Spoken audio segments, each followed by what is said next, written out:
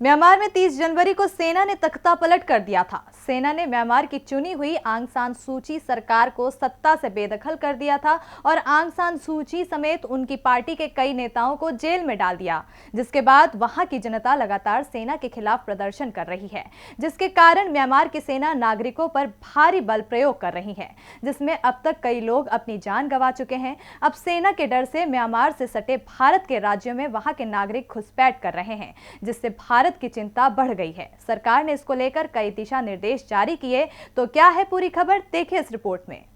Myanmar में जब से सेना ने सत्ता को अपने हाथ में लिया है, म्यांमार में हालात लगातार बेकाबू होते जा रहे हैं। कई दिनों से जारी विरोध प्रदर्शन अब और तेज होता जा रहा है। म्यांमार के मंडाले इलाके में इंटरनेट को बंद कर दिया गया है, जिसके बाद बड़ी संख्या में लोगों ने सड़कों पर उतरकर प्रदर्शन किया, जिसमें सेना की ओर से प्रदर्शनकारियों पर बल प्रयोग किया जा रहा है। अब तक इस प्रदर्शन में कई लोग अपनी जान गंवा चुके हैं। भारत से सटे हुए राज्यों में म्यांमार की जनता अब भारत में घुसपैठ कर रही है। इन सबको देखते हुए भारत सरकार की चिंता बढ़ गई है। मिजोरम जैसे राज्यों में बढ़ रही घुसपैठ के कारण भारत सरकार ने अब बॉर्डर पर सख्ती अपनाने को कहा है। फरवरी से अब तक करीब 400 से अधिक लोग भारत में आ चुके हैं, जिनमें कई पुलिस वाले भी शामिल हैं, जिसे लेकर केंद्र सरकार ने बॉर्डर के पास सुरक्षा कर्मियों को पेट्रोलिंग बढ़ाने और हर किसी को चेक करने का निर्देश दिया है। आपको बता दें कि म्यांमार में 30 जनवरी को सेना ने सत्ता पर अपना कब्जा जमाया और आंग सान सू की सरकार को बेदखल कर दिया।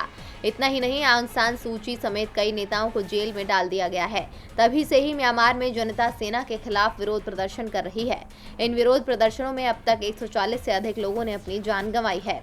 डीबी लाइव की रिपोर्ट।